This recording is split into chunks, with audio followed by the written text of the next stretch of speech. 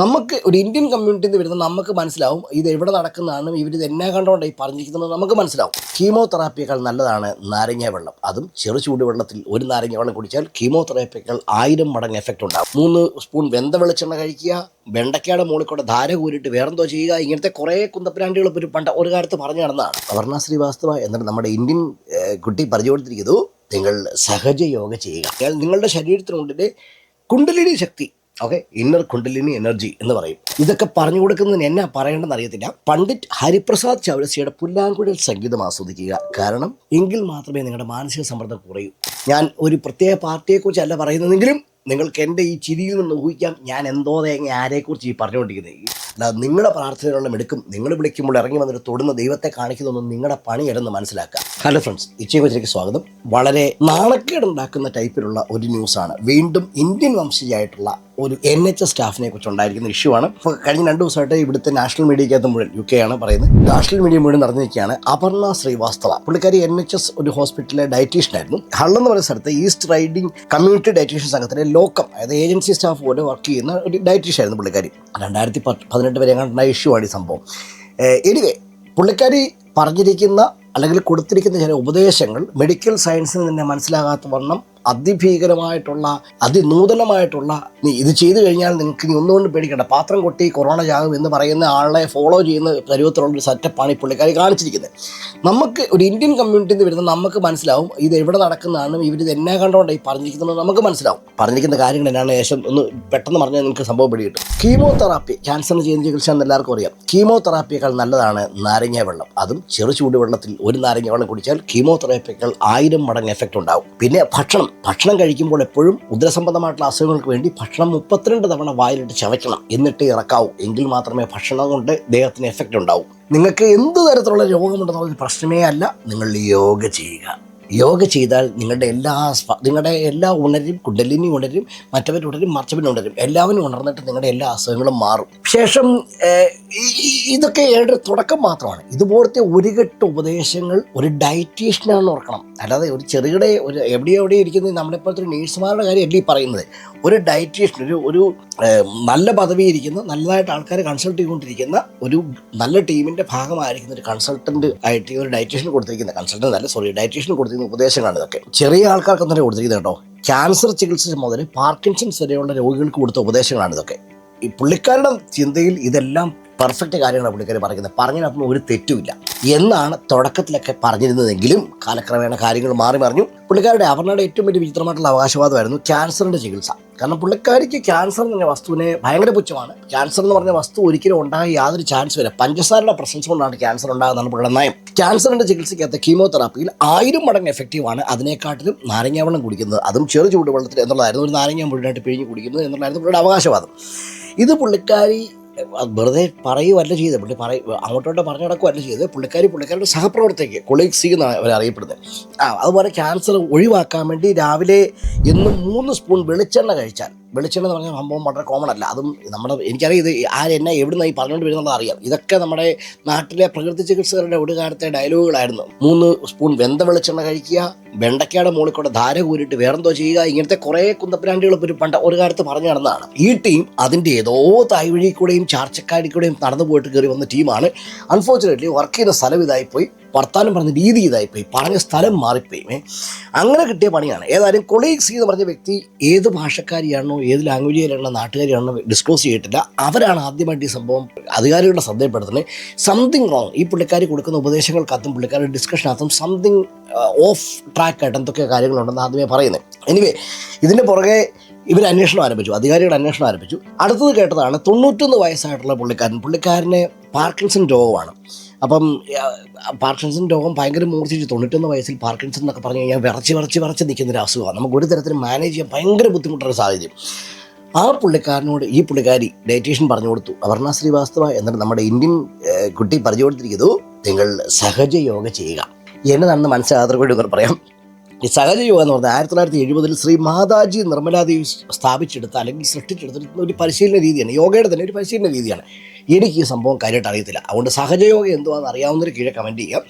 Anyway, ഇത് ചെയ്ത് കഴിഞ്ഞ് കഴിഞ്ഞാൽ നിങ്ങളുടെ ശരീരത്തിനുള്ളിലെ കുണ്ടലിനി ശക്തി, ഇന്നർ കുണ്ടലിനി എനർജി എന്ന് പറയും, മനസ്സിലാകാത്തവർ പ്ലീസ് റഫറേ.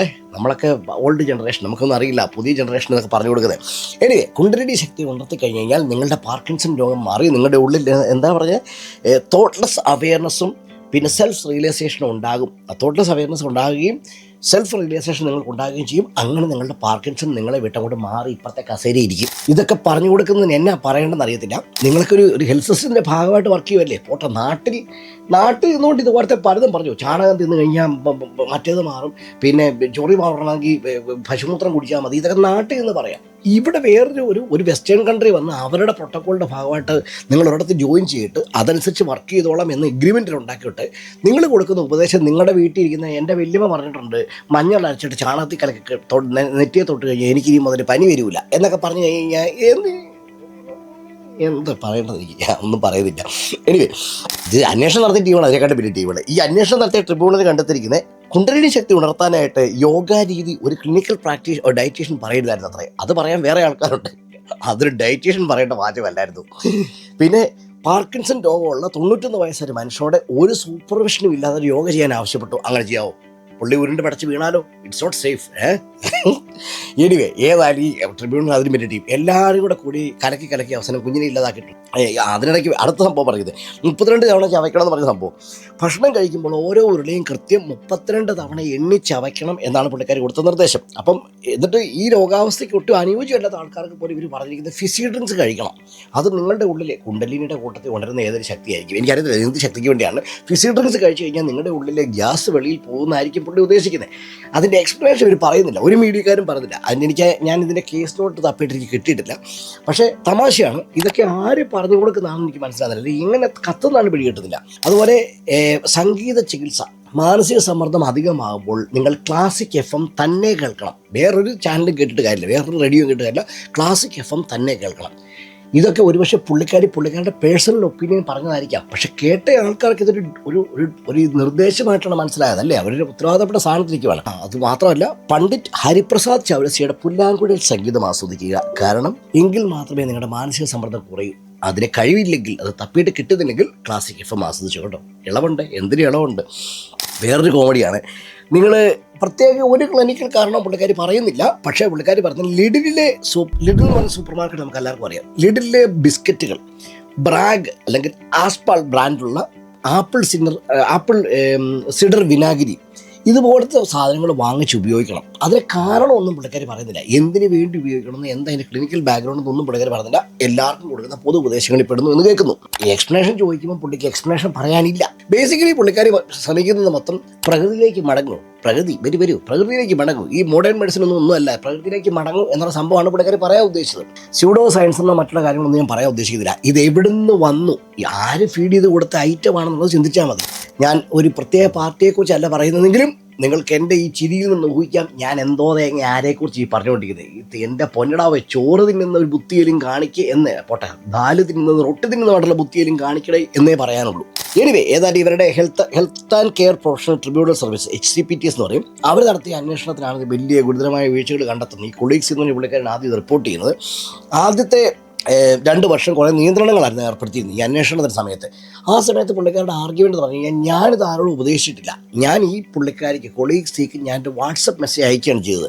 ആ വാട്സപ്പ് മെസ്സേജിൽ ഞാൻ ഈ പറയുന്ന ഉപദേശങ്ങൾ പുള്ളിക്കാരി പറഞ്ഞ കുറേ സാധനങ്ങളുണ്ടല്ലോ, ആ ഉപദേശങ്ങളെപ്പോലത്തെ കുറേ ഉപദേശങ്ങൾ നമ്മുടെ നാട് ചുറ്റും ഓടി നടക്കുന്നുണ്ട്, നിങ്ങൾ ശ്രദ്ധിക്കണം, അതൊക്കെ തെറ്റായ ഉപദേശങ്ങളാണ് കേട്ടോ എന്ന് പറയാൻ ഉദ്ദേശിച്ചതാണ് എന്നാണ് പുള്ളിക്കാരി പറയാൻ ശ്രമിച്ചത്. ആദ്യത്തെ ഭാഗം മെസ്സേജ് പോയി, രണ്ടാമത്തെ ഭാഗം മെസ്സേജ് പോയില്ലായിരിക്കും, അല്ല പുള്ളിക്കാരിക്ക് എന്നാ ചെയ്യാൻ പറ്റും എന്നുള്ള കുറേ പൊട്ടങ്ങളിലേക്ക് പുള്ളിക്കാരി കളിച്ചെങ്കിലും അവരവസാനം തെളിയിച്ചെടുത്തു, ഇല്ല ഈ പുള്ളിക്കാരി ഇവയോടെ ഒരാളോട് മാത്രമല്ല ഇങ്ങനെ സംസാരിക്കുന്നത്, പലരോട് സംസാരിച്ചിട്ടുണ്ട് എന്നാണ് ട്രിബ്യൂണൽ തെളിയിച്ചെടുത്തു. ഏതായാലും 12 മാസത്തെ സസ്പെൻഷൻ, അതിനുശേഷം മറ്റുള്ള NHSന്റെ ബാക്കിയുള്ള നിലപാടുകൾ പിന്നെ സ്ട്രിക്റ്റ് ആണല്ലോ. കാരണം അവരുടെ കൂട്ടത്തിൽ ഇങ്ങനൊരു പുഴുക്കുത്ത് വേണ്ട സംഭവം ഉണ്ടെങ്കിൽ തന്നെ പിന്നെ അവർക്ക് ഇനിയും അവരുടെ കൂട്ടത്തിലുള്ള ആർക്കും ട്രസ്റ്റ് ചെയ്യാൻ വേണ്ടി അവസ്ഥ വരുന്നുള്ള അവസ്ഥയിലോട്ട് പോകും. സ്വാഭാവികമായിട്ടും ഈ പുള്ളിക്കാരെ പുറത്താക്കുന്നു എന്നുള്ള നിലപാടിലേക്കാണ് NHS പൊക്കോണ്ടിരിക്കുന്നത്. ഇത്രയും പറയാൻ കാര്യം എന്ന് ചോദിച്ചു കഴിഞ്ഞാൽ, നമ്മുടെ നാട്ടിൽ നമ്മളങ്ങനെ പലതും പഠിക്കും. ഇപ്പോൾ ഇതിനകത്ത് ഉദാഹരണം ഒരു കാര്യം എടുത്ത് പറഞ്ഞോട്ടെ. ഈ കഴിഞ്ഞ ഇടയ്ക്കുണ്ടായ ഒരു നേഴ്സിൻ്റെ അനുഭവമാണ്. ഒരാൾ മരിക്കുവാണ്, അവസാന ഡെത്ത് ബെഡിലാണ്, അവസാനം ശ്വാസം എടുത്തുകൊണ്ടിരിക്കുന്നു. അവസാന ശ്വാസം എടുക്കുന്ന സമയത്ത് ഈ പുള്ളിക്കാരി ഭയങ്കര വിശ്വാസിയായ സ്ത്രീയാണ്, ഈ നേഴ്സ്. ഈ പുള്ളിക്കാരി ആ ഫാമിലി ഉൾപ്പെടെയുള്ള ആൾക്കാരെല്ലാം ഇരിക്കുന്നു. പക്ഷേ ഈ പുള്ളിക്കാരി ഈ രോഗിയുടെ അടുത്ത് വന്നപ്പോൾ ഫാമിലിയോട് ഭയങ്കര ക്ലോസ് ആണ്, മകനോടും മകളോടും ഭയങ്കര ക്ലോസ് ആണ്. അവർക്ക് ചായ കൊടുക്കുന്നു, ഇവർക്ക് ചായ കൊടുക്കുന്നു, നേഴ്സിനെ അവരെ ആശ്വസിപ്പിക്കുന്നു. ഇങ്ങനെ പല ഡ്രാമകളും ഓടിക്കൊണ്ടിരിക്കുകയാണ്. Alcohol drama. എനിവേ ഈ പുള്ളിക്കാരി ഇങ്ങനത്തെ പല പല സ്നേഹപ്രകടനങ്ങൾ നടത്തിക്കൊണ്ടിരിക്കുന്നു. വലിയ കെയറ്, അന്യായബഹളം. ഇതിനിടയ്ക്ക് ഈ അവസാന സമയമായി മരിക്കാറായെന്ന് ഉറപ്പായി കഴിഞ്ഞപ്പം പുള്ളിക്കാരി അടുത്ത് വന്ന് നിൽക്കുകയാണ്. എല്ലാവരും കയ്യെ പിടിച്ചൊക്കെ ചുറ്റുപാട് നിൽക്കുന്നു. അവസാന ശ്വാസം എടുത്തുകൊണ്ടിരിക്കുമ്പം ഈ പുള്ളിക്കാരി ചെവിയുടെ സൈഡിൽ കുനിഞ്ഞിരുന്ന് എന്തോ പുള്ളിക്കാരെടുത്ത് മന്ത്രിച്ചു, ചെവിയിൽ മന്ത്രിച്ചു. എന്നിട്ട് ഈ പുള്ളിക്കാരി ഒറ്റയ്ക്ക് കുരിശ് വരച്ചു. ഇത്രയുള്ള സംഭവം. ഇപ്പം മക്കൾ ഇവരോട് ചോദിച്ചു, എന്നതാണ് നീ പറഞ്ഞെന്ന് ചോദിച്ചു. ഇല്ല, അത് ഞാൻ അവർക്ക് ശാന്തിക്ക് വേണ്ടി ഞാൻ എൻ്റെ പ്രാർത്ഥന ചെല്ലിയതാണെന്ന് പറഞ്ഞു. അല്ല, നീ അമ്മയോട് എന്നെ പറഞ്ഞേ, ഇപ്പം മരിച്ചപ്പോൾ നീ എന്നെ അമ്മയോട് പറഞ്ഞേ. പുള്ളിക്കാരി പറഞ്ഞ സംഭവം ഈശോ മറിയ ഔസേപ്പ് എന്നാണ്. ഇത് ക്രിസ്ത്യാനികൾക്കിടയിൽ ഒരു പുതു രീതിയാണ്. Be kind to the soul എന്ന് പറയുവാണ്. നമ്മൾ തിരുക്കുടുംബത്തെ വിളിച്ചിട്ട് പറയുന്നത്, ഹോളി ഫാമിലിയെ വിളിച്ചിട്ട് പറയുവാണ്. ഇതാണ് പുള്ളിക്കാരി പറഞ്ഞത്. മലയാളത്തിലാണ് പറഞ്ഞത്. ഇത് അവരുടെ മുമ്പിൽ പോയി ഷോ കാണിച്ച് പറയേണ്ട യാതൊരു കാര്യമില്ലായിരുന്നു. അവർ എത്തിയിസ്റ്റൊന്നും അല്ല കേട്ടോ, അവർ നിരീശ്വരവാദികളൊന്നും അല്ല. അവർക്കത് ഇഷ്ടപ്പെട്ടില്ല. അത് പുള്ളിക്കാരി ചെയ്യരുതായിരുന്നു എന്ന് അവർക്ക് തോന്നി, ആ ഫാമിലിക്ക് തോന്നി. അത് തോന്നാനുള്ള കാരണം നമുക്കറിയത്തില്ല. കാരണം ഈ ഫാമിലി ഭയങ്കര ക്ലോസ് ആയിരുന്നു ഈ പുള്ളിക്കാരിയായിട്ടെന്നാണ് നമുക്ക് മനസ്സിലായത്. എനിവേ ആ ഫാമിലിക്കകത്ത് അടുത്ത ജനറേഷൻ കൊച്ചുമക്കളുണ്ടായിരുന്നു. അവരത് കംപ്ലയിൻറ്റ് ചെയ്തു. അവരത് ഇമെയിലായിട്ട് കംപ്ലയിൻറ്റ് ചെയ്തു. അത് ഫെയർ അല്ലായിരുന്നു. ഒരു പ്രൊഫഷണൽ ആളുടെ ഉണ്ടാകേണ്ട എക്സ്പെക്ടേഷനിലുള്ള ഒരു പെരുമാറ്റം അല്ല അവിടെ ഉണ്ടായത് എന്ന് പറഞ്ഞ് അവർ കംപ്ലയിൻറ്റ് ചെയ്തു. ഈ പുള്ളിക്കാരി ലോകത്തുള്ള സകലമായ സാധനം അവർക്ക് വേണ്ടി ചെയ്യാൻ നോക്കണം.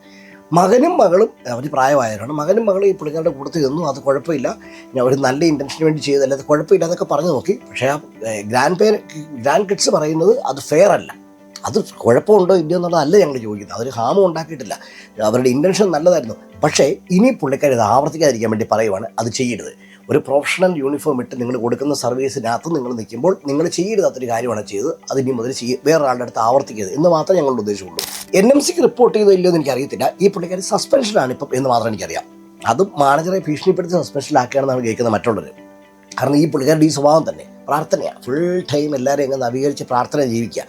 ഞാൻ ഈ അപർണ ശ്രീവാസ്തവയുടെ കഥ പറയുമ്പം എല്ലാവരും ചിരിച്ചില്ലേ? ആ ചിരിച്ചോടി ഈ പറഞ്ഞ കഥയും കൂടെ കേട്ടോണം. നിങ്ങൾ വിചാരിക്കുന്ന മറ്റവരുടെയൊക്കെ വിശ്വാസം മോശം, എൻ്റെ വിശ്വാസം ആനെന്ന് ചിന്തിക്കുന്നില്ലേ?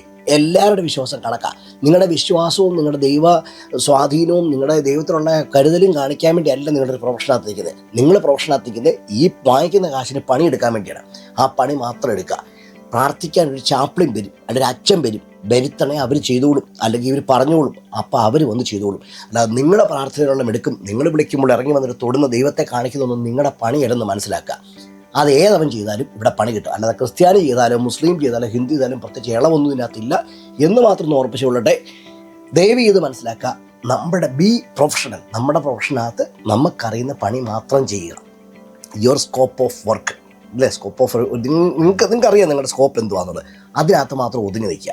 എല്ലായിടത്തും പരന്ന് വിരിഞ്ഞിട്ട് എനിക്ക് കമ്പ്യൂട്ടർ നന്നാക്കാൻ അറിയാം, എനിക്ക് സ്വിച്ച് നന്നാക്കാൻ അറിയാം, കറണ്ട് ഉണ്ടാക്കാൻ അറിയാം, വയർ കുത്തിയെടുത്ത് വലയ്ക്കാൻ അറിയാം, ഇതൊന്നും നിങ്ങളുടെ പണിയല്ല.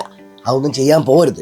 ചെയ്താൽ വേറെ പണികൾ കിട്ടും. അത് പറഞ്ഞപ്പോൾ വേറൊരു കഥയോട് ഓർമ്മ വരുന്നുണ്ട്. എനിവേ അത് ഇച്ചിരി വിശദമായിട്ട് പറയാനൊരു സംഭവമാണ്. അത് പിന്നീട് ഒരിക്കൽ പറയാം. ഇതുപോലെ തന്നെ വയറ് വലിക്കുകയും ഒരു ടോയ്ലറ്റ് ക്ലീൻ ചെയ്തതിൻ്റെ സംഭവമായിട്ട് ബന്ധപ്പെട്ട ഒരു വിഷയമാണ്. പക്ഷേ എനിവേ അത് പിന്നീട് ഒരിക്കൽ പറയാം. അപ്പോൾ വീണ്ടും ഒരു വീഡിയോ ആയിട്ട് വീണ്ടും കാണാം. Thank you.